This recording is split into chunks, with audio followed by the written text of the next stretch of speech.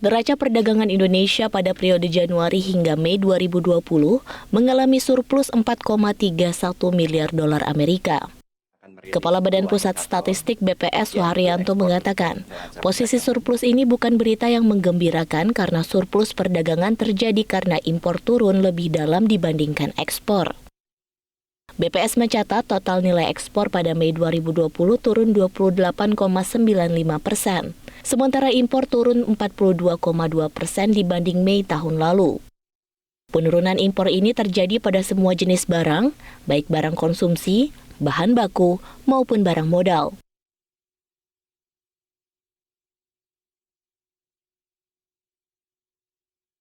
Penurunan terdalam terjadi pada barang besi dan baja, mesin dan perlengkapan listrik, serta mesin dan peralatan mekanis. Suharyanto mengatakan, penurunan impor ini harus diwaspadai karena lebih dari 70% impor terdiri dari bahan baku industri. Suharyanto menyebut penurunan impor ini dapat berdampak pada pergerakan industri dalam negeri, yang kemudian dapat menurunkan pertumbuhan ekonomi. Tentunya penurunan impor bahan baku dalam modal ini perlu betul-betul diperhatikan dan diwaspadai karena dia akan berpengaruh besar kepada pergerakan industri kita yang kemudian akan berpengaruh kepada perdagangan, sementara impor barang modal nanti bisa berpengaruh kepada komponen investasi di dalam pertumbuhan ekonomi dari sisi pengeluaran. Baru-baru ini Bank Dunia memprediksi pertumbuhan ekonomi Indonesia tahun 2020 hanya 0%. Perkiraan ini didasarkan pada dampak penerapan PSBB selama masa pandemi. Akibat PSBB, beberapa komponen pembentuk pertumbuhan ekonomi seperti konsumsi rumah tangga diperkirakan melambat.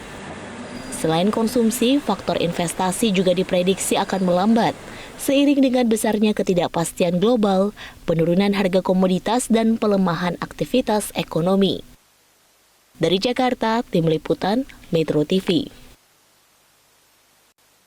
Dari fakta dan data itu, apa sebenarnya strategi dari Kementerian Perdagangan untuk menggenjot ekspor dan juga perdagangan dalam negeri? Saya akan berbincang dengan Agus Suparmanto, Menteri Perdagangan Republik Indonesia. Pak Menteri, selamat malam. Selamat malam. Pak Agus, ini dalam era new normal atau masa transisi sebenarnya untuk new normal, strategi apa sebenarnya yang diambil oleh Kementerian Perdagangan agar neraca perdagangan kita tidak defisit? Ya, memang dalam mengatasi situasi sekarang ini, saya ingin tadi berkaitan dengan kinerja impor, memang kita harus mewaspadai, walaupun sekarang ini terjadi surplus. Nah, sekarang ini memang ada beberapa hal yang memang kita akan sinergikan berkaitan dengan strategi untuk peningkatan khususnya ekspor. Nah, beberapa hal yang saya ingin sampaikan yaitu saat ini kita ini memaksimalkan keberadaan perwakilan perdagangan di luar negeri untuk tetap mengawal berjalannya ekspor ke negara tujuan, yaitu akreditasi dengan memonitorir dan melaporkan perkembangan kondisi negara tujuan ekspor. Nah, saat ini memang terdapat ada 46 perwakilan perdagangan Republik Indonesia, yaitu Atase Perdagangan, ITPC, kemudian juga Konsul Perdagangan, KDI, dan Dubes WTO yang tersebar di seluruh 31 negara. Nah, ini juga kita mempromosikan business matching maupun one-to-one meeting melalui eksportir dan buyer. Ini juga dilakukan secara virtual. Sebagai contoh, memang bulan lalu di ITPC Sydney telah memfasilitasi perjanjian kerjasama perdagangan dengan Australia, yaitu terjadi total transaksi sekitar 1,4 juta. Pak Menteri, ini mohon maaf Pak Menteri, sebelum mungkin Anda lanjut, surplus neraca perdagangan kita seperti tadi informasi dari BPS adalah karena nilai impor yang turun sampai dengan 15,55%, sementara nilai ekspor turun dalam tanda kutip hanya 5,96%. Ini adalah dari Januari sampai Mei 2020, perbandingannya adalah periode yang sama year on year di tahun 2019. Lantas selain memperkuat atau memaksimalkan perwakilan perdagangan di luar negeri dan juga memanfaatkan akses pasar ke negara mitra free trade agreement seperti salah satunya Australia, apalagi strateginya agar neraca perdagangan kita benar-benar solid dikarenakan ekspor yang tumbuh pesat, Pak? Ya, kita juga mendorong pelaku pasar, pelaku usaha ekspor segera memanfaatkan akses pasar tersebut, yaitu seperti Australia, kemudian juga Korea. Ya, dalam jangka pendek kami terus mendorong juga pelaku usaha untuk mengembangkan ekspor yang difokuskan pada sektor yang tumbuh positif selama pandemi COVID-19, yaitu makanan dan minuman olahan, kemudian alat-alat kesehatan, produk pertanian, produk perikanan, dan produk agroindustri. Nah, memang saat ini terutama industri ini juga kita terus memberikan support ya.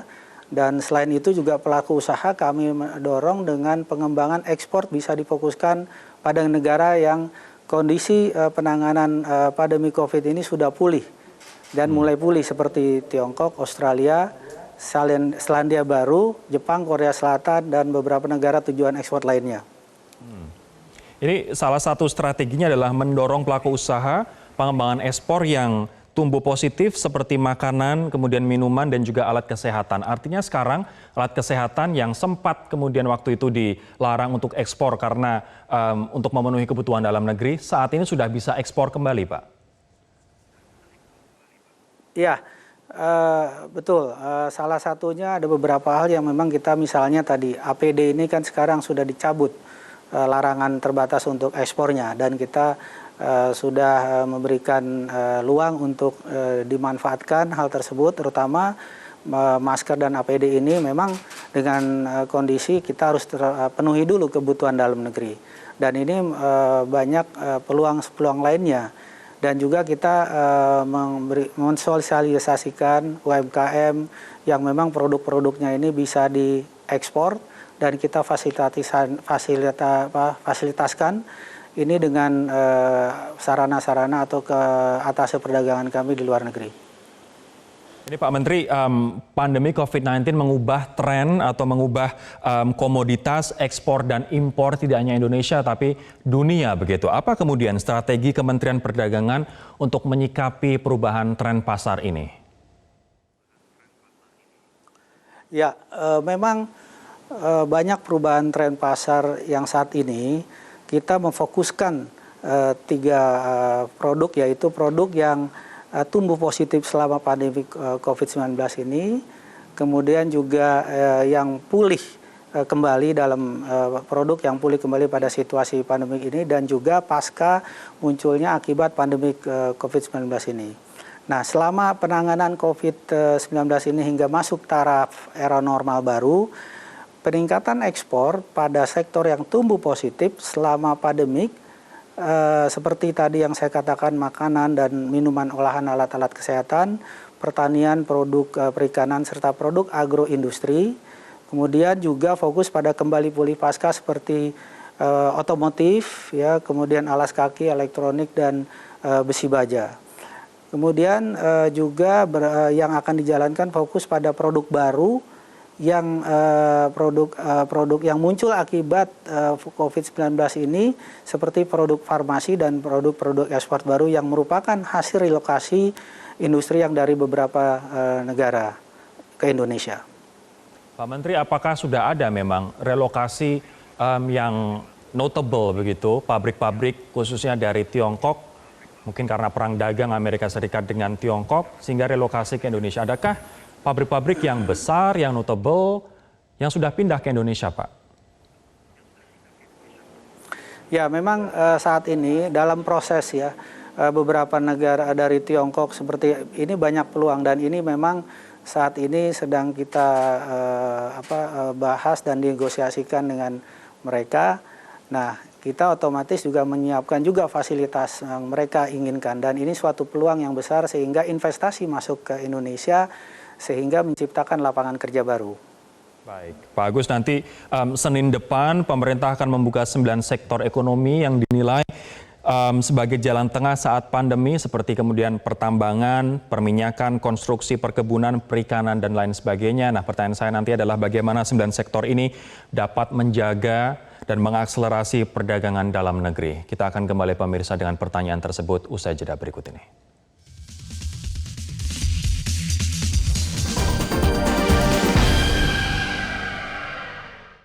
9 sektor akan dibuka Senin depan, antara lain pertambangan, perminyakan, konstruksi, perkebunan, perikanan, dan lain sebagainya. Bagaimana Pak Menteri agar 9 sektor ini mampu menjadi katalisator atau menjaga perdagangan dalam negeri agar tetap bergairah?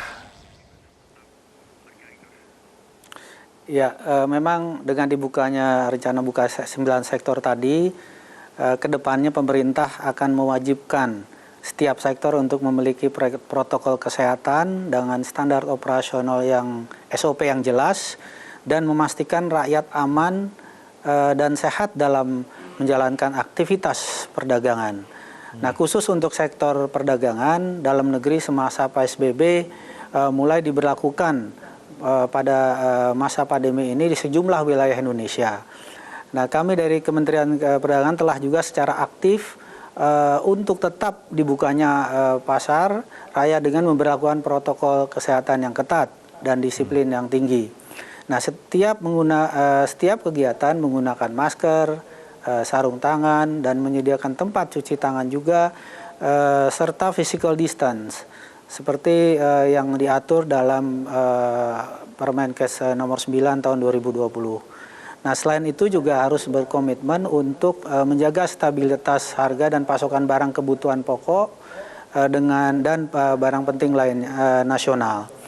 Nah, dalam hal ini memang beberapa komoditas juga secara umum harga-harga rata-rata nasional barang kebutuhan pokok relatif stabil dibanding bulan sebelumnya.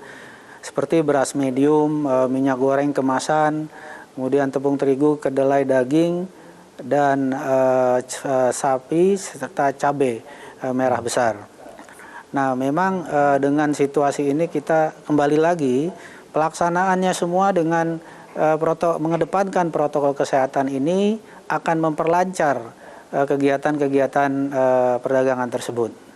Baik. Selain prioritas terkait dengan kesehatan dan juga keselamatan di pasar tradisional maupun pasar modern, Pak Menteri, sejauh apa sebenarnya stimulus dari pemerintah untuk meningkatkan ekspor dan juga perdagangan dalam negeri? Stimulus apa yang diberikan, baik untuk industri besar maupun UMKM? Ya, memang beberapa stimulus-stimulus ini sedang akan dikeluarkan nanti dalam waktu dekat. Antara lain juga misalnya diberikan kemudahan-kemudahan penundaan kredit, ya.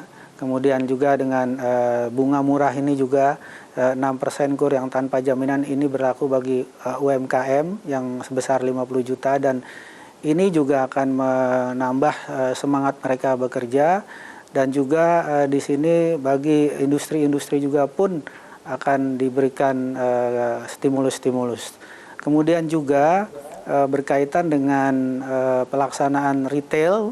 Nah, ini sedang kita bahas juga bagaimana memudahkan mereka, karena saat ini pusat perbelanjaan juga ada memakai batas minimum penggunaan PLN. Nah, ini sedang kita bahas supaya nanti penggunaan ini selama masa pandemik ini pun mendapatkan kemudahan.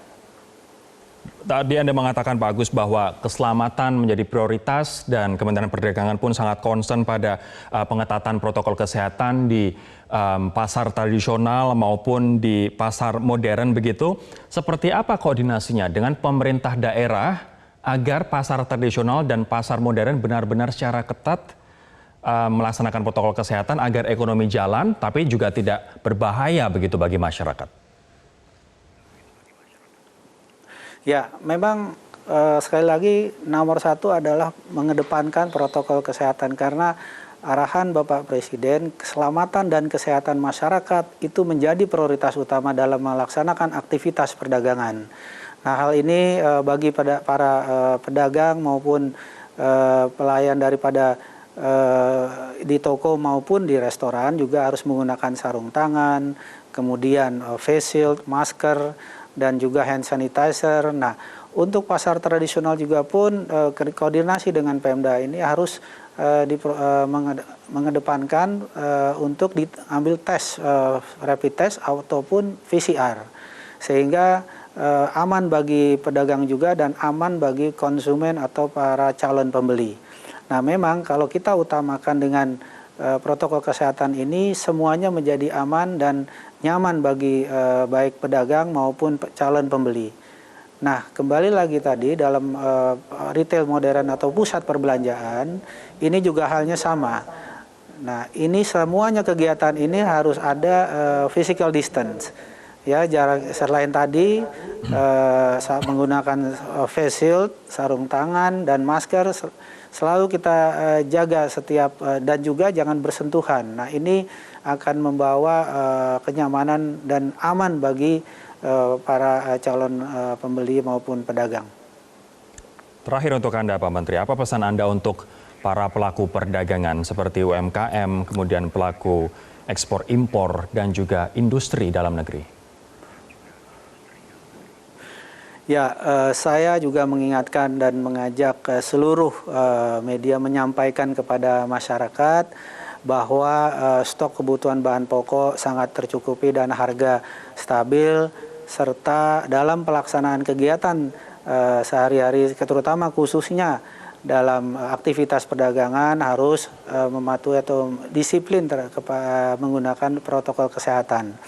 Dan ini juga pembukaan aktivitas perdagangan agar tidak diikuti euforia berlebihan, mengingat kita masih menghadapi pertambahan jumlah pasien COVID-19, agar tetap gunakan masker dan juga sering cuci tangan pakai sabun. Kemudian saya mengajak juga seluruh pelaku usaha untuk memprioritaskan produk-produk buatan Indonesia untuk dipasarkan lebih luas kepada konsumen, sehingga baik domestik maupun asing. Nah, sehingga kita menjalankan juga yang program Bangga Buatan Indonesia yang telah dicanangkan oleh Bapak Presiden 14 Mei 2020 lalu, dan ini menjadikan momentum titik rebound balik terhadap aktivitas perdagangan. Semoga Allah Subhanahu wa Ta'ala meridhoi apa yang kita lakukan dan kita selalu tetap sehat dan aman. Sekian, selamat berbelanja dan new spirit. Baik, terima kasih. Selamat berbelanja, tapi dengan aman begitu ya Pak Agus Suparmanto, Menteri Perdagangan Republik Indonesia, menjelaskan strategi Kemendak untuk memperkuat perdagangan dalam negeri dan juga memperkuat ekspor kita di masa pandemi COVID-19 ini. Terima kasih sekali lagi Pak Menteri. Demikianlah perbincangan kami pemirsa. Saya Rory Asyari undur diri. Terima kasih atas kebersamaan Anda di Prime Talk malam hari ini. Sampai jumpa. Metro TV, knowledge to elevate.